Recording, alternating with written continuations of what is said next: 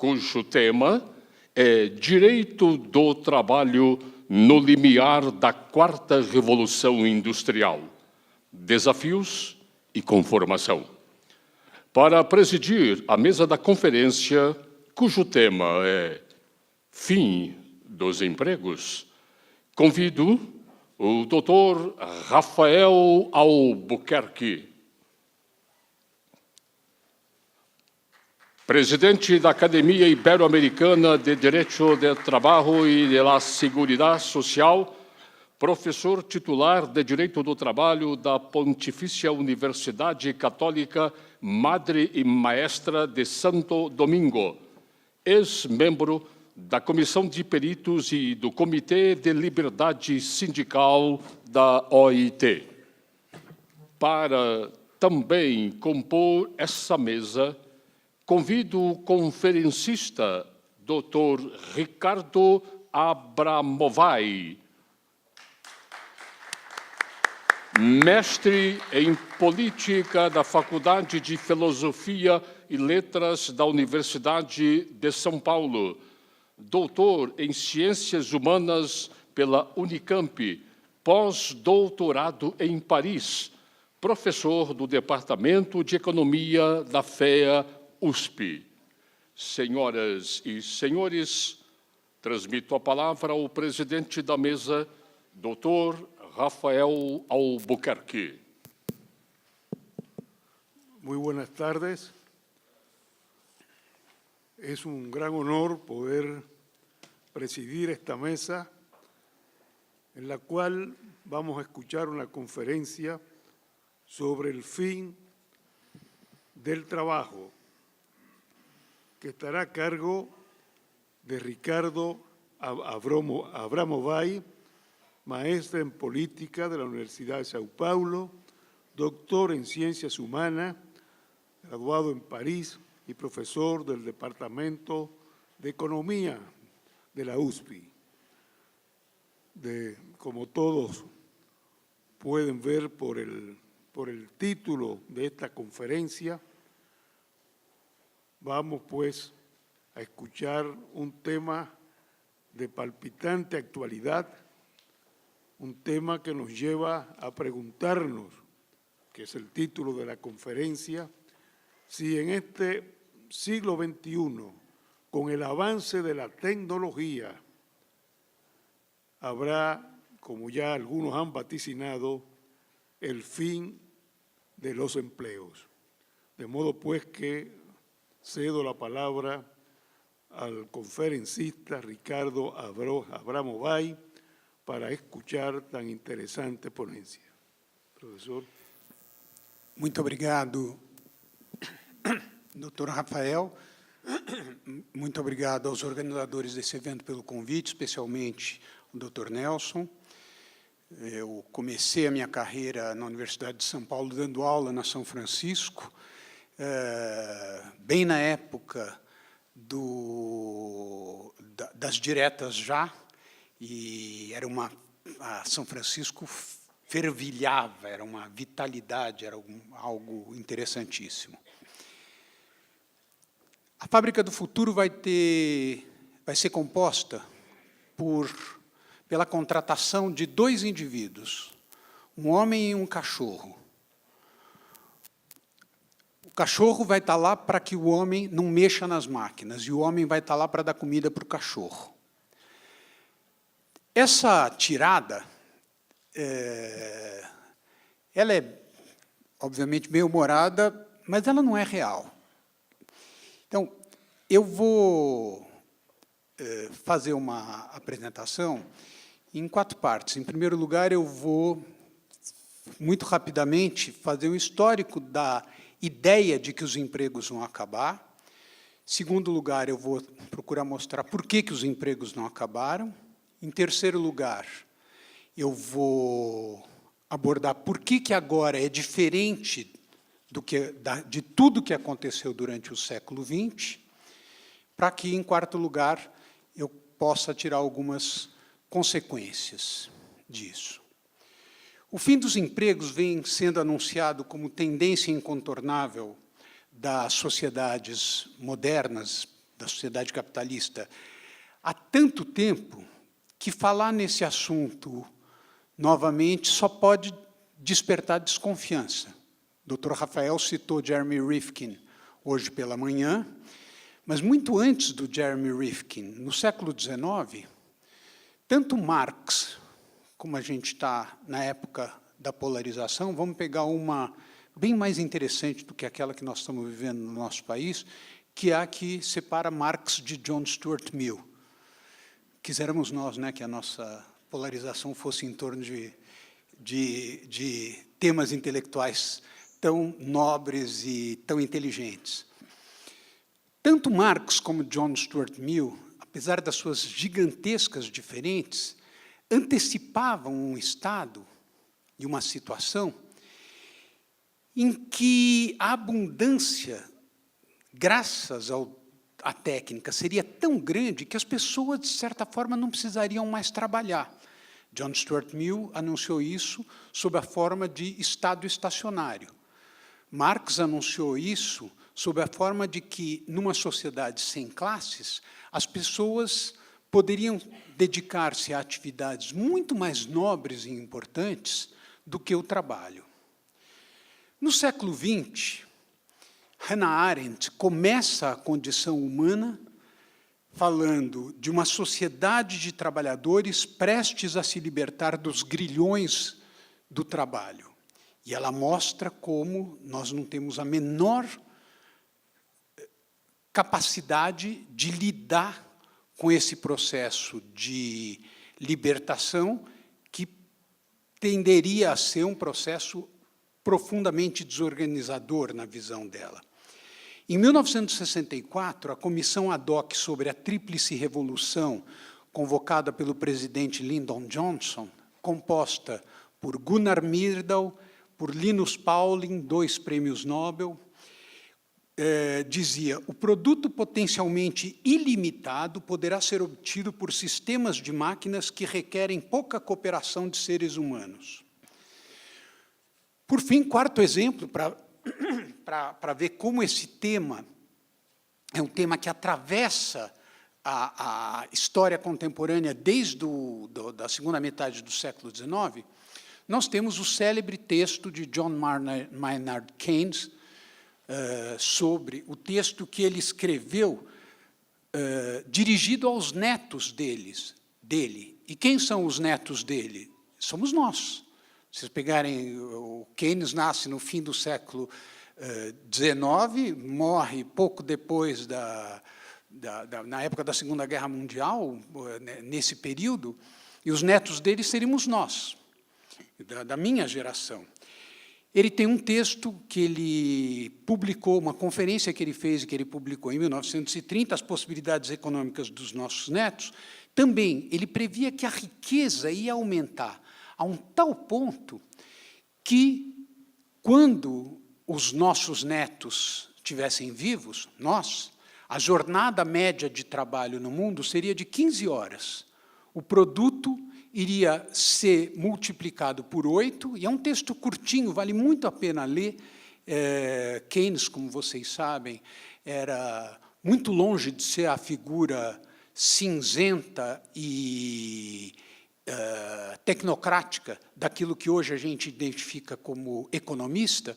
Keynes era um pensador de primeira linha, ele era muito amigo de Virginia Woolf, ele era quiromante, ele teve em suas mãos os textos de Newton buscando a pedra filosofal, por exemplo. Enfim, era uma figura extraordinária. E é impressionante que o Keynes acertou em cheio no que se refere à evolução da riqueza. Quando você pega o grande biógrafo dele, Skidelsky, mostra que o cálculo que ele fazia sobre quanto nós estaríamos ricos em comparação a 1930, mais ou menos ele acertou. E errou feio no que se refere à jornada de trabalho, uma vez que os países que mais reduziram suas jornadas de trabalho têm jornadas de trabalho de 35 horas e ninguém tem jornadas de trabalho de 15 horas. A abordagem desse tema, então, por alguns dos mais importantes clássicos do pensamento social, apoiava-se na ideia, no fundo, de que a escassez seria suprimida pelo desenvolvimento técnico e, com ela, a própria necessidade do trabalho.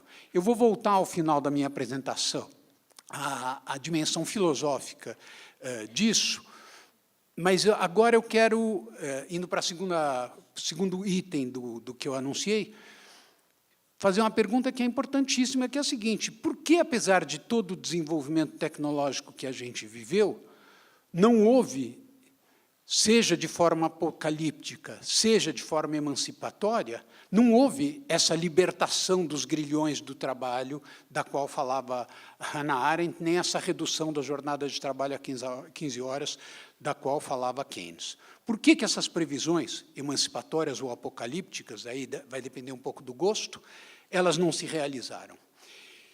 Eu acho que a explicação recente, mais convincente para essa pergunta está num livro publicado em 2016, que fez parte dos livros premiados pelo Financial Times, de um norte-americano chamado Robert Gordon. O livro se chama Ascensão e Queda do Crescimento Econômico. Nesse livro, Robert Gordon, vocês devem ter visto artigos deles, pelo Valor Econômico publicou algumas coisas, houve resenha do livro e tal. É um livro que fez bastante sucesso nos Estados Unidos. Robert Gordon fala duas coisas fundamentais. Desde o final da Guerra Civil dos Estados Unidos, isso se aplica também à Europa Ocidental, até mais ou menos a década de 70, aumentou fantasticamente a qualidade de vida das pessoas nos países desenvolvidos, graças a um conjunto de inovações que envolveu saneamento básico, água encanada, eletricidade, telefonia, televisão, rádio, motor à explosão interna, ou seja, automóvel, etc., antibióticos, raio-x. E a maior parte das inovações ligadas a esses bens e a esses serviços que revolucionaram a vida das pessoas desde a segunda metade do século XIX, a maior parte dessas atividades era intensiva em trabalho, ou seja, as inovações se intensificaram e essas inovações eram muito exigentes em trabalho. Mais que isso, e esse é o segundo aspecto importante, os trabalhos que esse tipo de inovação, saneamento básico, água encanada, a linha de montagem de Ford, etc., esses trabalhos, eles não eram muito exigentes em matéria de qualificação e educação dos trabalhadores. Claro, as pessoas tinham que ser alfabetizadas, mas a transição do que era o trabalho agrícola para o trabalho industrial, do ponto de vista da formação do trabalhador, ela foi relativamente neutra. Essa não foi uma transição que eliminou pessoas que vieram do trabalho agrícola por essas pessoas não terem formação para o trabalho industrial. Tá certo? Essa exigência, o que os economistas falam, é que essa transição é neutra do ponto de vista das habilidades exigidas dos trabalhadores. Vocês veem que eu já estou antecipando um ponto que vem logo a seguir, que vai ser fundamental. A consequência disso é que uma das raízes do processo de redução das desigualdades, no plural, que marca as sociedades desenvolvidas desde os anos 20 até os anos 1970, é um dos grandes, das coisas mais conhecidas do livro do Thomas Piketty, é exatamente isso, o Capital do século XXI. Você tem um declínio das desigualdades a partir dos anos 30. Por que esse declínio? Porque o aumento da produtividade foi acompanhado por aumento da massa salarial e da participação dos trabalhadores nos ganhos da produtividade, dado o tipo de estrutura industrial que existia. Ou seja, quando a gente vê a curva de aumento da produtividade e a curva de ganhos salariais, elas caminham juntas desde os anos 30 até mais ou menos o início dos anos 70.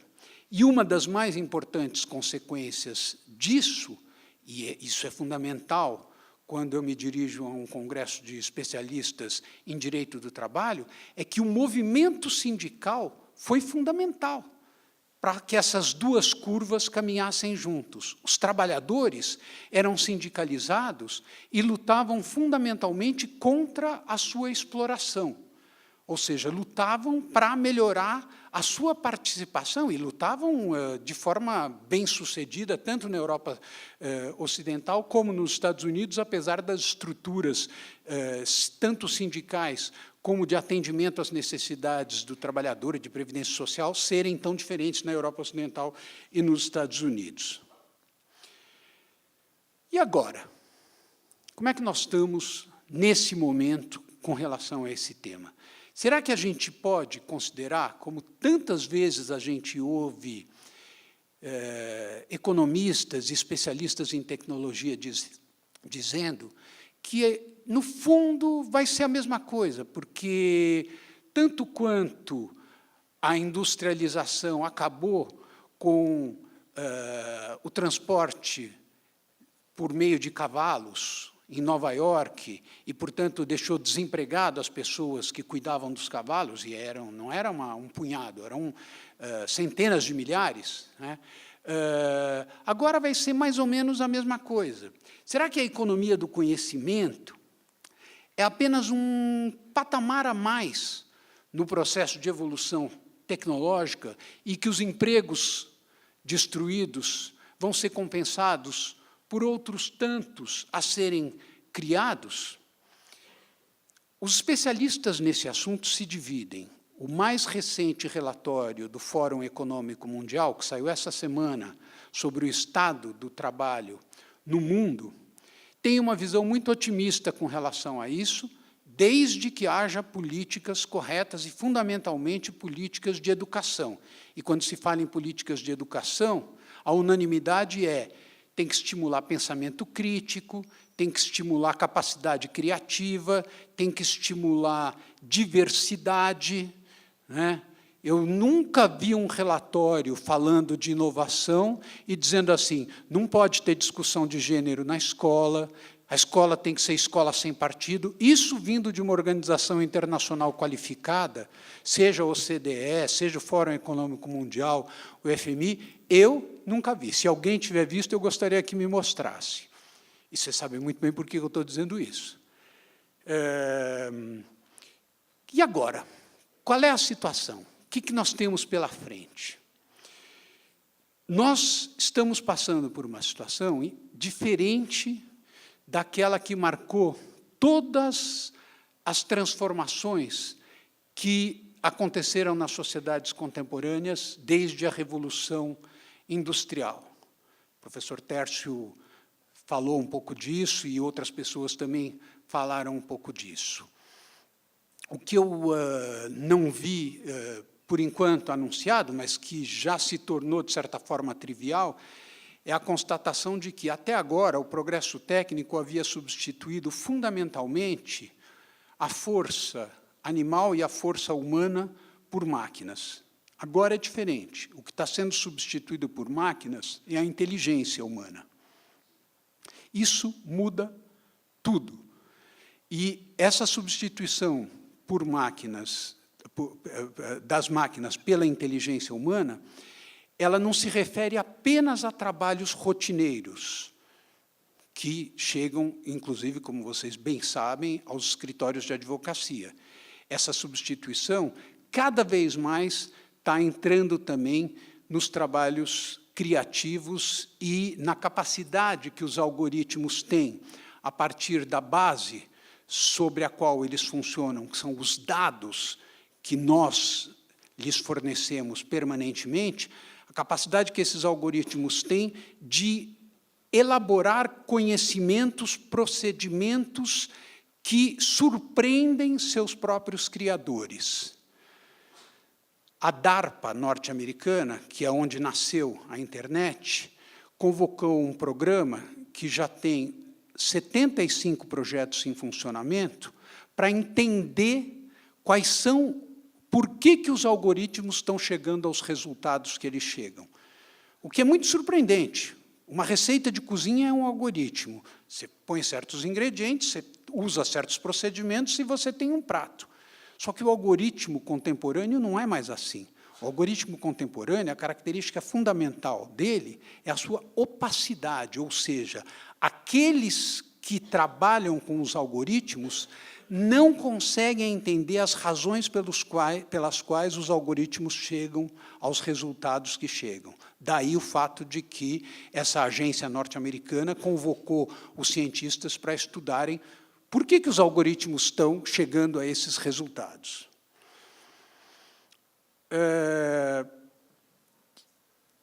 Eu acho que, para a gente entender a situação atual, com relação ao mundo do trabalho, a gente tem que entender o que aconteceu com a própria internet.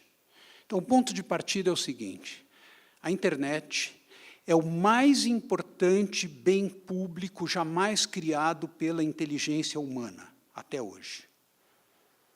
Talvez só comparável às cidades, mas, atenção, as cidades não foram inventadas por alguém.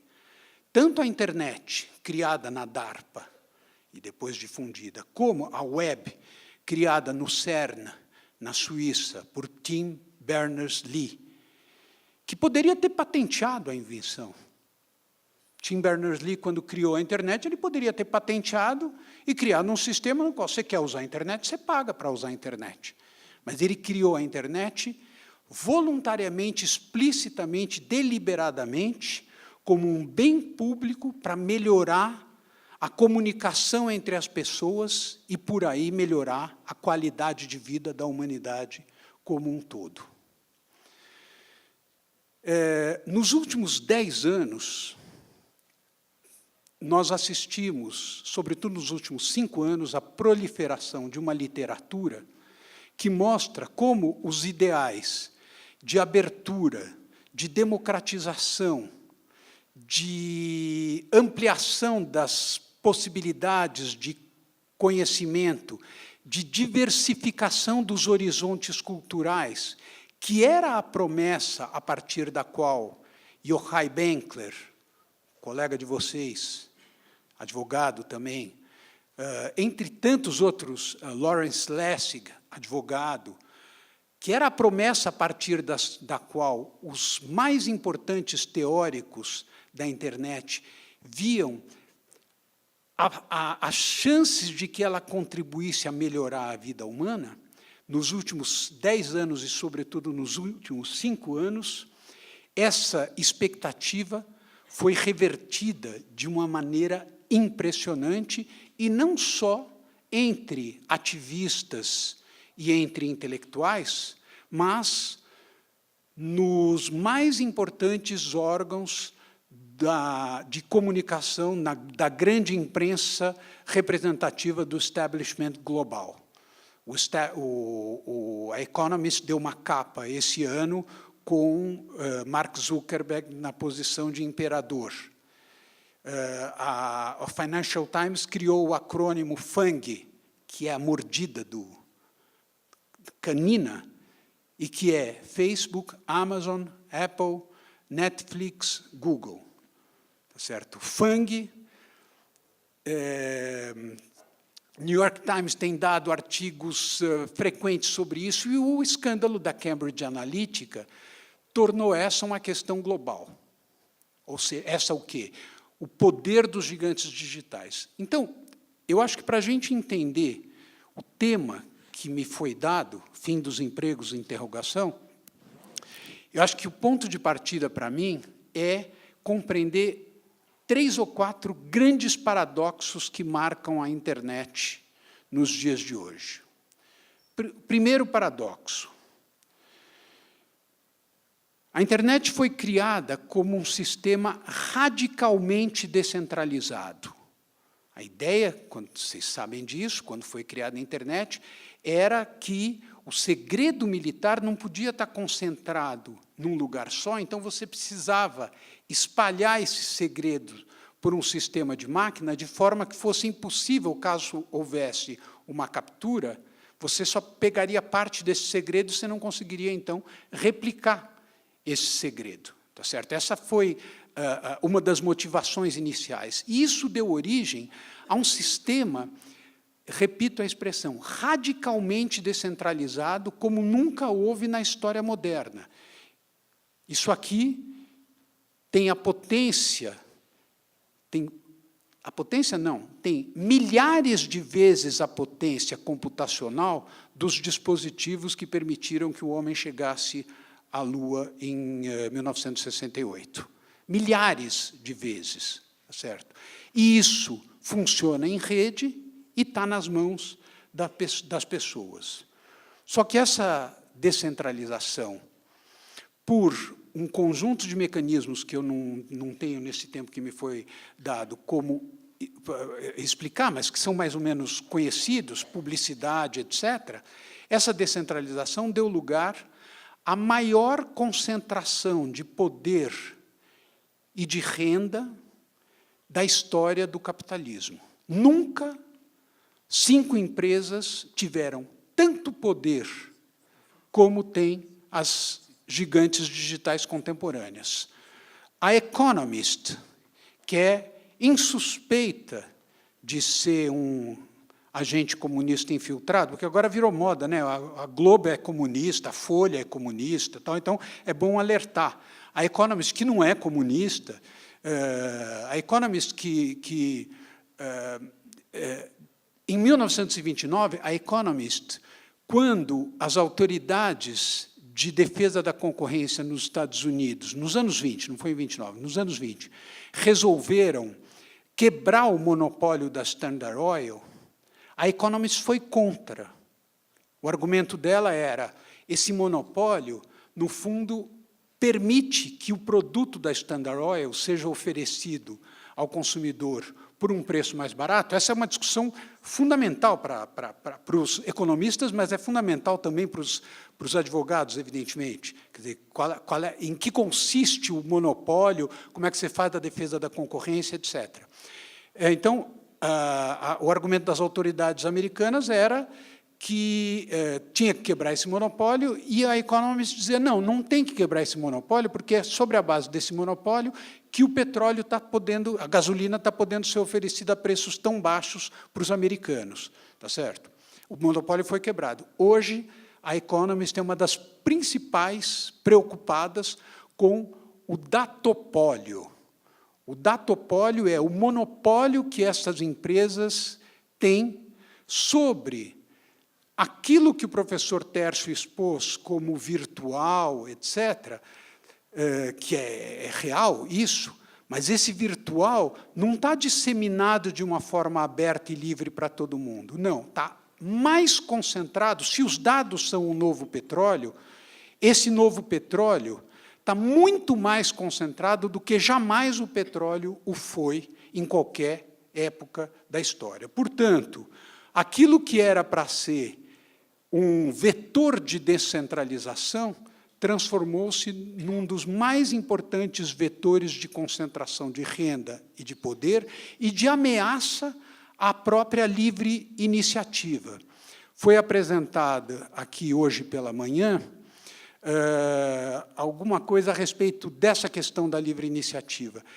Na verdade, o poder que a Amazon, por exemplo, tem, pelo conhecimento que ela possui de cada um de nós, de antecipar aquilo que nós queremos e, portanto, de organizar a oferta de bens e produtos vindas dela, Amazon, que controla uma parte imensa do comércio, etc., esse poder é um poder que não está difundido pelo mercado, não é mais mercado. Tá certo? À medida que a Amazon conhece o meu desejo de comprar tal coisa, ela pode oferecer para mim produtos por um preço correspondente ao desejo que eu tenho e, portanto, levar adiante uma política de discriminação de preço. Isso está exposto num livro interessantíssimo chamado Virtual Competition. Eu escrevi sobre esse livro num artigo publicado, acho que foi ano passado, na revista 451, Ariel Ezraki, mostrando como a mão mágica de Adam Smith foi substituída pela mão digital. Só que essa mão digital não é uma mão que está com cada um de nós. Não, essa mão digital está nas mãos de quem tem o controle dos dados.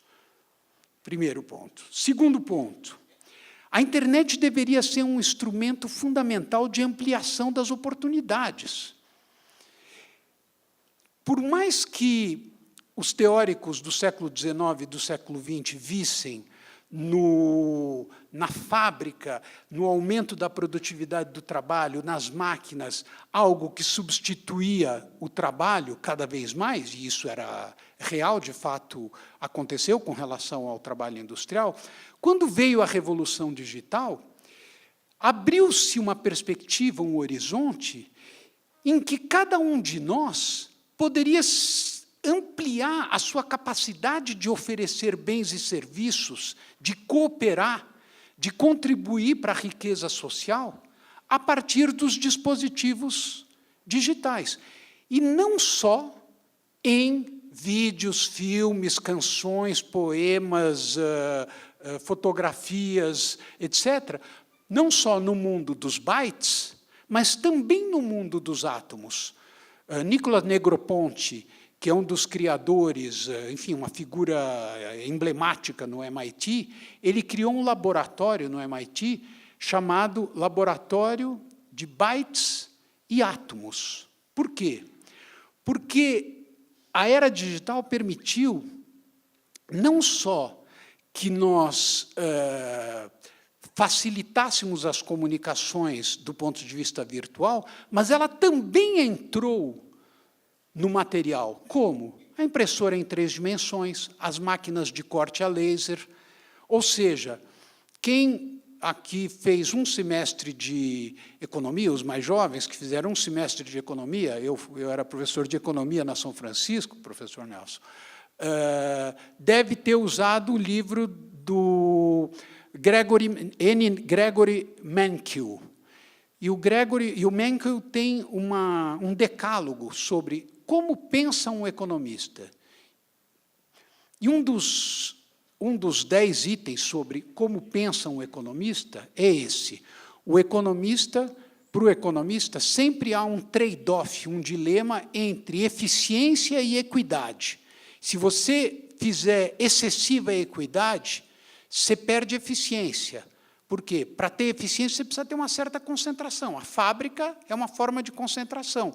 Por isso que ela é eficiente. É o que nos ensinou o Adam Smith. Pois bem, a era digital rompe com esse trade-off. Pela primeira vez, nós teríamos a possibilidade de ter, ao mesmo tempo, eficiência e desconcentração, porque as possibilidades produtivas dadas pela capacidade de os dispositivos digitais atuarem não só sobre os bytes, mas também sobre os átomos, sobre a matéria, sobre a vida material, sobre a oferta de bens e serviços, de bens materiais, ela vai sendo cada vez maior. Isso está num livro, um livro muito interessante de um dos fundadores da revista Wired, Chris Anderson, que é extremamente interessante. Pois bem, a internet, que deveria ser um fator de ampliação das oportunidades, deu lugar não só à concentração de renda que eu acabei de poder, que eu acabei de descrever,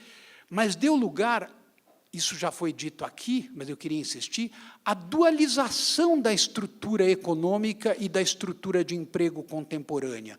Aquela curva da produtividade e dos salários que vinha de maneira mais ou menos paralela desde os anos 30, a partir dos anos 70, ela abre uma boca de jacaré, em que a produtividade vai lá para cima e os salários, globalmente, né, nas economias desenvolvidas, mais ou menos ficam estáveis. Essa é uma das raízes do fato, o tal do movimento do 1%. Vocês lembram, na época do Obama, que teve o Occupy Wall Street, era tudo em torno do 1% e 99%. Por que isso? Porque os estudos começaram a mostrar que os ganhos econômicos derivados do aumento da produtividade da revolução digital estavam muito mais concentrados do que os lucros da era industrial. Então, abriu-se uma boca de jacaré entre a curva de produtividade e a curva de salários. Ou seja, embora todo mundo use smartphone, todo mundo tem Facebook, etc., etc., na verdade, são minoritárias as empresas que, de fato, usam os dispositivos da revolução digital para aumentar a produtividade. E mais, a esmagadora maioria dos empregos criados nos últimos 10 anos, mesmo nos países desenvolvidos, se concentra em setores de baixa intensidade de tecnologia. A maior parte da força de trabalho global está excluída desse processo. É o contrário do que aconteceu durante a Revolução Industrial, que, onde ela aconteceu de forma intensa, ela foi um fator de inclusão. Agora, não. A Revolução Digital é um fator de exclusão e de polarização. Então, para quem está na vanguarda do mercado de trabalho, trabalhando nas empresas que ocupam essa vanguarda, é fantástico o que está acontecendo, estão ganhando bem, estão fazendo trabalhos criativos, etc., etc. Para quem está fora disso, a precarização é uma imensa ameaça. Se a luta dos trabalhadores, na época, no século XX, era uma luta contra a exploração, a luta dos trabalhadores, das pessoas, hoje é uma luta contra a irrelevância. Esse é o drama que nós vivemos quando a gente pensa no tema que me foi dado, o fim dos empregos.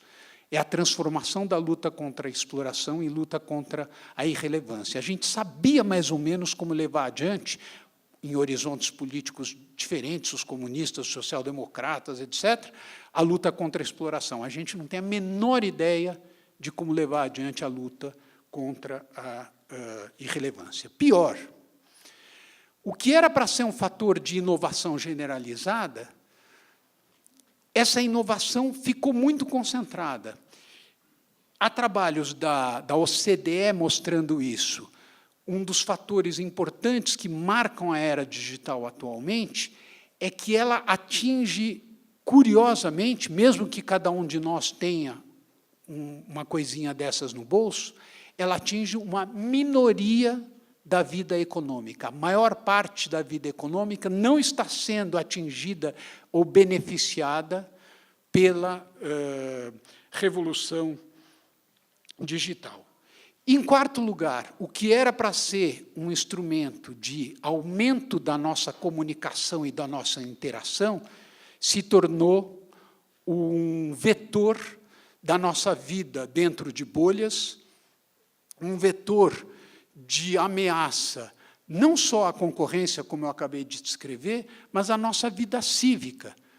Tem uma socióloga norte-americana, Zeynep Tufekci, da Universidade de Norte Carolina, da Carolina do Norte, que criou uma expressão muito emblemática do que nós estamos vivendo hoje, que é uma esfera pública fantasma, em que as pessoas recebem mensagens, mas nós não temos, de maneira massiva, mas nós não temos como discutir publicamente o conteúdo dessas mensagens, porque elas não são distribuídas numa praça pública, que elas não são distribuídas numa esfera pública. Quais são as consequências?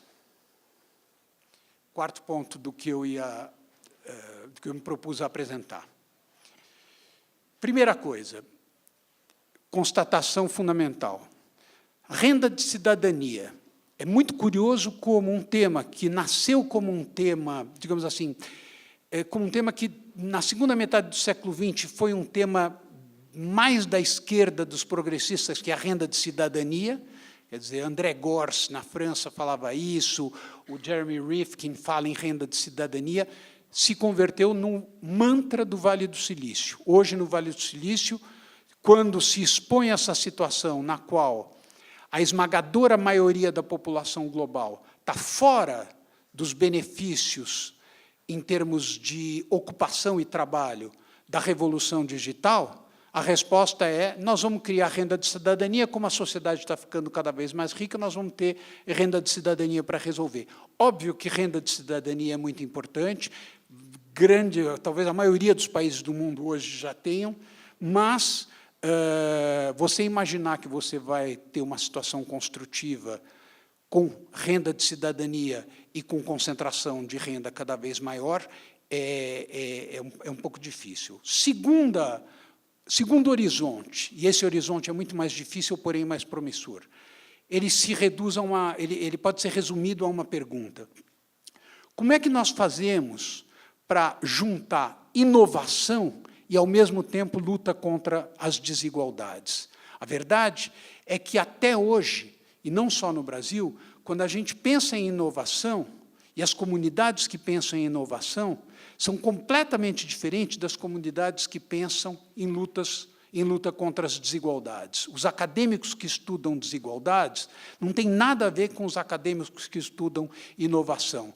No Brasil, mas não só no Brasil, quando a gente pensa em inovação, a gente pensa na Embraer, na Natura, etc. A inovação da qual a gente precisa, e é a inovação que pode nos oferecer um horizonte que não seja distópico com relação ao tema da minha apresentação, o fim dos empregos, interrogação, essa inovação tem que vir da base da sociedade, ou seja, nós precisamos ser capazes de fazer com que os protagonistas da revolução digital não sejam apenas os monopólios que hoje detêm os dados e as startups que se formam a partir disso, que são poucas, que são brancas, que são fundamentalmente masculinas, que são de ricos, etc., nós precisamos conseguir fazer, não só no Brasil, mas internacionalmente, que esse movimento pela inovação realmente se descentralize e que as energias que vêm das regiões periféricas possam ser usadas para contribuir para a inovação. Alguns acadêmicos americanos fizeram um estudo cujo resumo foi batizado os Einsteins perdidos, os Lost Einsteins. Eles mostram como a capacidade de invenção, nos dias atuais, está concentrada no 1% mais rico da população. Mesmo quando você pega, é um estudo norte-americano, os estudantes que são bons em matemática, os estudantes que são bons em matemática, mas que estão no topo 1%, têm muito mais chance de se tornar inovadores, inventores, registrando patentes, do que aqueles que estudam nos 50%, do que aqueles que estão nos 50% da base da pirâmide. Se isso é verdade nos Estados Unidos, imaginem o que é no nosso país. Eu queria terminar dizendo o seguinte: o Brasil hoje está super bem preparado para enfrentar os desafios de inovação, mais ou menos da primeira metade ou do início da segunda metade do século XX.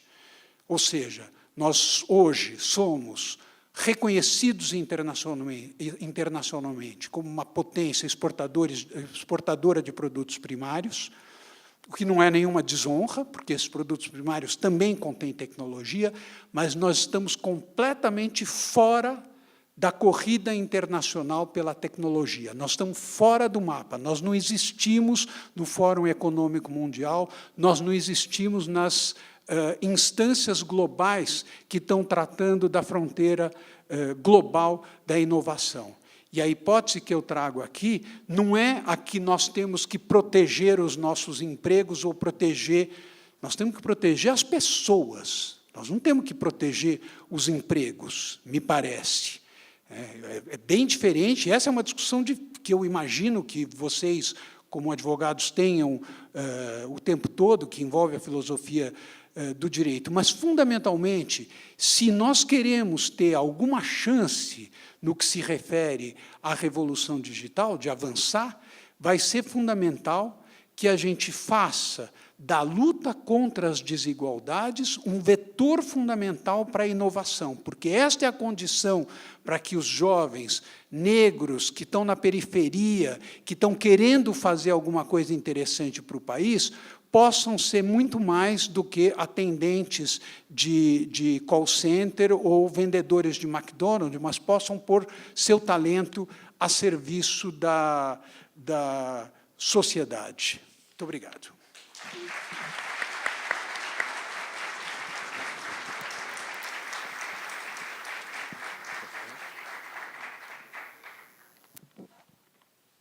Creo que todos los aquí presentes coincidimos en que la exposición del profesor Ricardo Abramovay ha sido una exposición brillante, que en un resumen de 40 minutos nos ha explicado todas las implicaciones que se derivan de los avances tecnológicos, de la inteligencia artificial y de cómo, y ha sido un dato que creo que es impactante, cómo incrementa la productividad, pero al mismo tiempo se abre la brecha con relación a los salarios.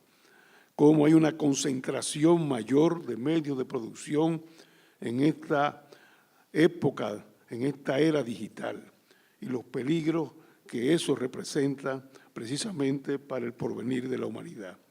Muchas gracias, profesor. Realmente su conferência ha sido extraordinária. Bem, senhoras e senhores, para a entrega do certificado de participação ao ilustre conferencista, convidamos a acadêmica Maria Luísa Gama Lima, diretora secretária da Academia Brasileira de Direito do Trabalho.